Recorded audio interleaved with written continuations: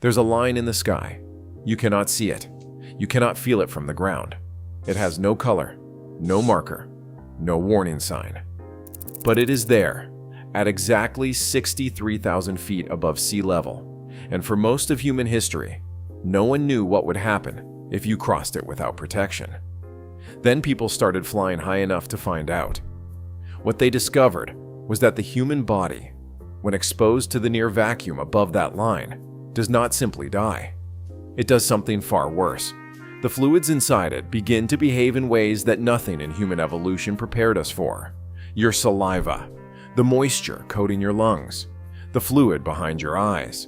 At that altitude, with that little pressure remaining in the atmosphere, all of it approaches the boiling point at body temperature. Not from heat, but from the absence of pressure.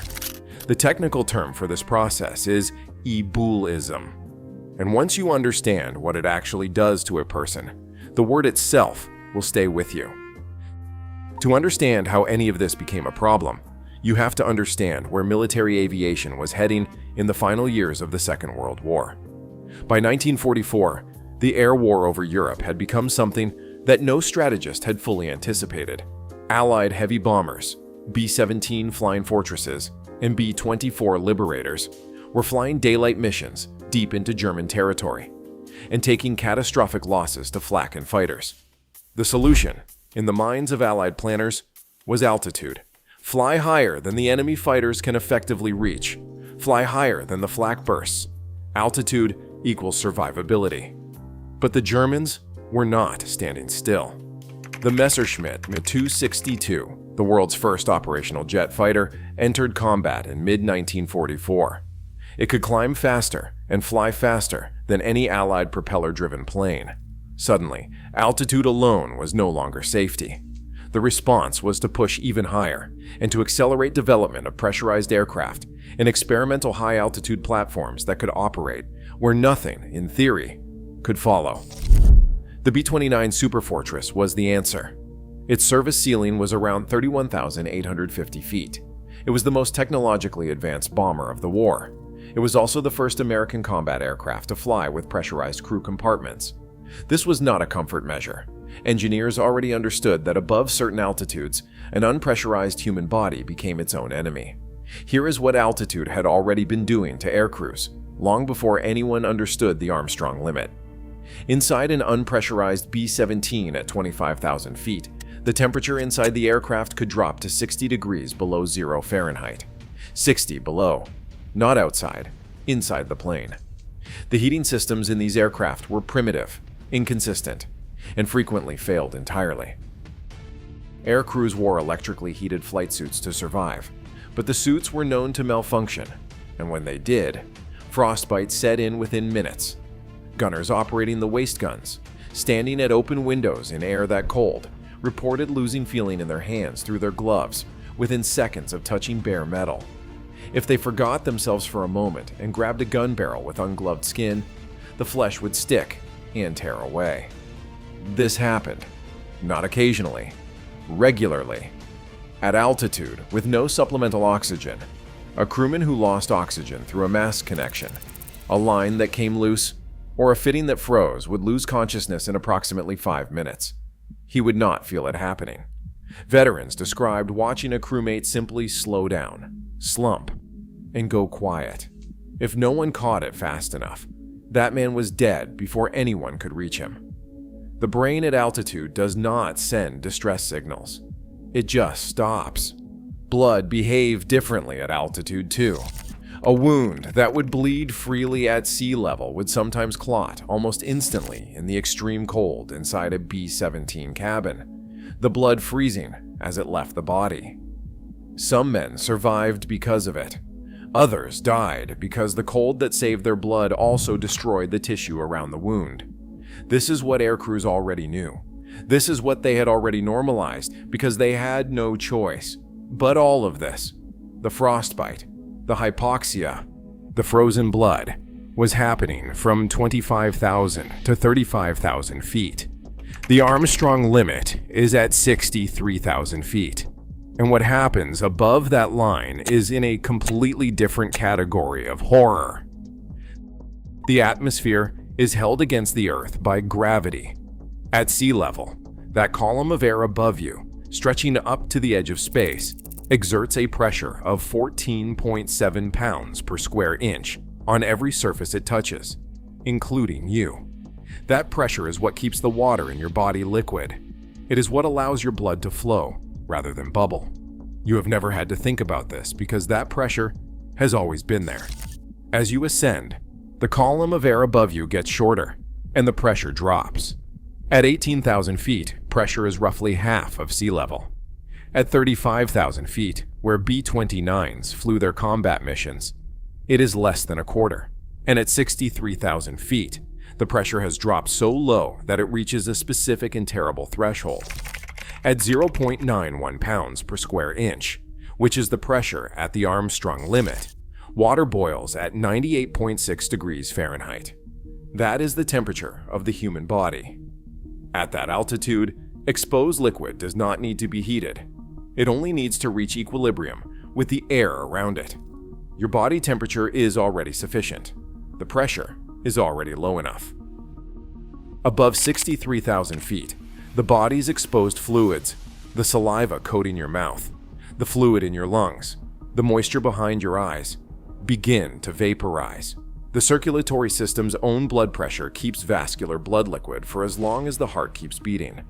But every surface fluid, every membrane in contact with that low-pressure air begins to convert from liquid to gas, and the gas produced has nowhere to go. Embolism begins in the soft tissues first, the areas with the most fluid and the least structural support. The eyes. The fluid in the chambers of the eye, the aqueous and vitreous humor, begins to vaporize, not instantly, not explosively, but progressively, as the external pressure fails to contain it. The eyes do not pop, as is sometimes imagined. They swell. They push outward in their sockets as the pressure inside them increases relative to the pressure outside. Witnesses and survivors have described it as a sensation of the eyes being forced forward, a pressure that builds not like pain, but like weight, as though something is pressing from inside the skull. In the joints, nitrogen bubbles begin to form in the synovial fluid, the lubricant that allows your knees, shoulders, and hips to move without grinding. These bubbles expand rapidly. The joints freeze. Movement becomes impossible, then agonizing as the bubbles grow larger than the space available for them. This is a more extreme version of what happens to divers who surface too fast. Decompression sickness. The bends. Except that at the Armstrong limit, it happens not over minutes, but over seconds. The tongue swells. The saliva in the mouth vaporizes. Mucous membranes blister. The throat tightens as the soft tissue inside it begins to expand with forming gas. And then there is the skin, the outermost layer of the body, meant to hold everything else in. Under full vacuum exposure, the skin tightens progressively as the gas pressure builds beneath it. The body does not burst because the skin is strong enough to prevent that mostly. But it swells dramatically as gas expansion distorts tissue throughout the body, pressing outward against every surface.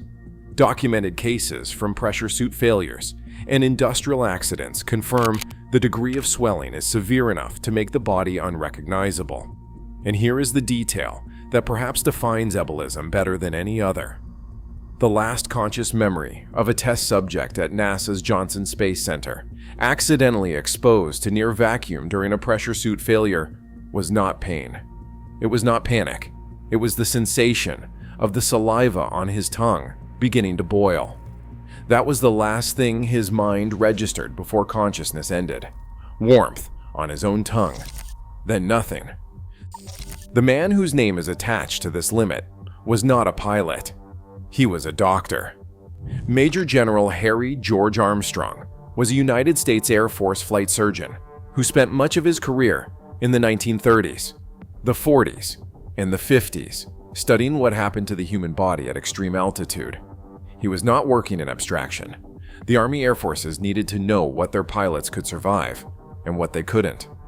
Armstrong's work was systematic and deliberate, testing the limits of human physiology at altitude, mapping the zones where normal countermeasures, oxygen masks, warm clothing, and pressurized compartments stopped being sufficient. He defined the limit precisely in the late 1940s as jet aircraft and experimental platforms first pushed humans to altitudes never reached before. It is the altitude at which, even with pure oxygen flowing to the lungs, the rest of the body begins to fail due to insufficient ambient pressure. It is the altitude at which no amount of breathing pure oxygen can stop embolism. You can keep the brain alive for a few more seconds. You cannot keep the surface fluids from vaporizing. The fact that this boundary has a human name attached to it is something worth sitting with for a moment. Cartographers name physical features of the Earth: the Mariana Trench, the Himalayas. The Armstrong limit is a feature of the atmosphere, a line that exists whether or not anyone has named it, whether or not anyone is flying through it. It was there in 1944 when B-29s were flying their missions at 31,000 feet, safely below it. It was there when experimental aircraft began pushing past 60,000 feet in the late 1940s. It is there right now, above every one of us. Above 63,000 feet, a pilot without pressurization has between 6 and 11 seconds of useful consciousness. This is the time of useful consciousness, a term that appears in aviation medical literature with the same clinical precision that makes it so unnerving when you think about what it is actually describing. Not time until unconsciousness, time of usefulness. After that window closes, the pilot may still be technically alive, but their ability to execute any purposeful action is gone. Military pilots flying in these aircraft were trained to follow an emergency descent procedure that had to be executed in that window. Every step memorized, every motion rehearsed until it was reflex, not thought, because above the Armstrong limit, thought itself is among the first things to go. The procedure was simple: recognize the depressurization, initiate the dive, reduce throttle, deploy speed brakes, and maintain control inputs. Each step required precise motor control. After approximately the 10th second, fine motor function, the ability to grip, to rotate, to apply calibrated pressure begins to fail. Some pilots made it. They were found after emergency landings with burst blood vessels in their eyes, with joint pain that lasted for days, with soft tissue damage that doctors struggled to explain to people who had never encountered decompression events at altitude. They were the ones who executed the procedure correctly, or who were lucky enough to be saved by a functioning pressure suit, or who were at the edge of the limit rather than deep above it. Others were found still in their seats, the aircraft intact, the pilot incapacitated before the window closed. The B-29 Superfortress was designed to solve exactly this problem, or at least to push it far enough below the Armstrong limit that crews could function. It was the first American bomber with pressurized crew sections, and that innovation alone represented an enormous engineering achievement for 1944. The forward crew compartment, where the pilots, bombardier, and navigator worked, was pressurized. So was the rear gunner compartment. The two sections were connected by a pressurized tunnel, a crawl tube that ran above the unpressurized bomb bay. That bomb bay was open sky. Temperature outside at 30,000 feet was approximately minus 70 degrees Fahrenheit. Pressure was a fraction of sea level. Any crew member who had to cross from one pressurized section to the other did so through a tube suspended above a void that would kill them in seconds if the bomb bay doors were open. And sometimes they were. More critically, the pressurized sections of the B-29 depended entirely on the structural integrity of the aircraft's skin. A single rifle caliber bullet hole in the fuselage could begin depressurization.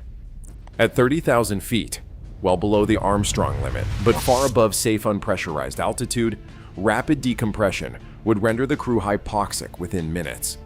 The aircraft would begin to function as though it were unpressurized. Combat damage over Japan was not hypothetical.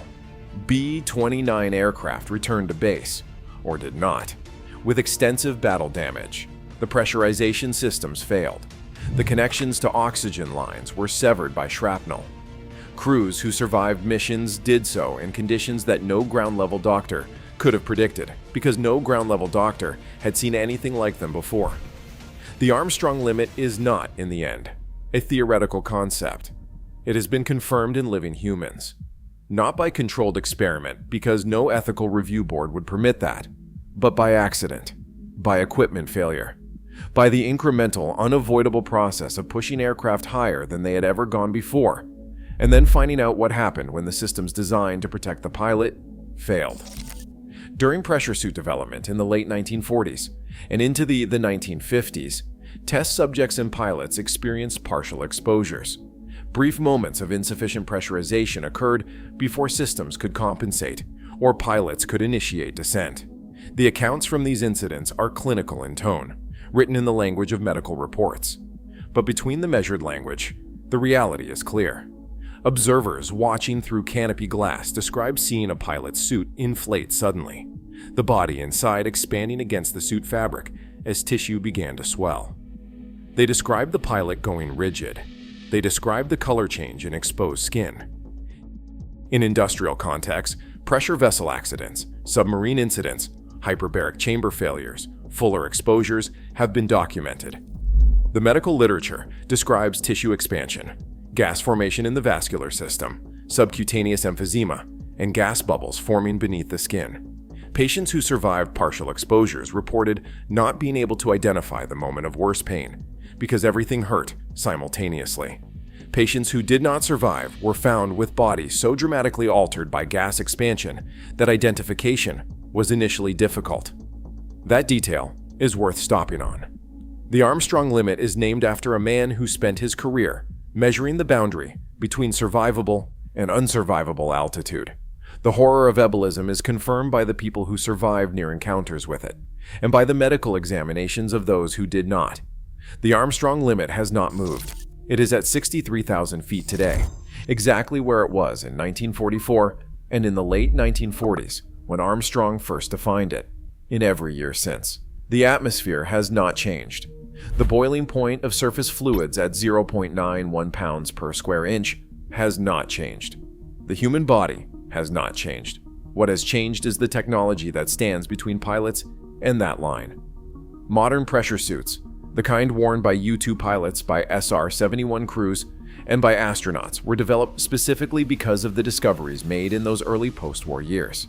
Because aircraft crossed the Armstrong limit, found out what happened, and the survivors came back with the information needed to build something that would keep the next pilot alive.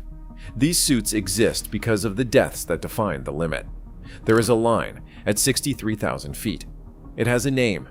The sky above you right now, above every point on Earth, contains that line, right where it has always been. Invisible, unmoved, waiting.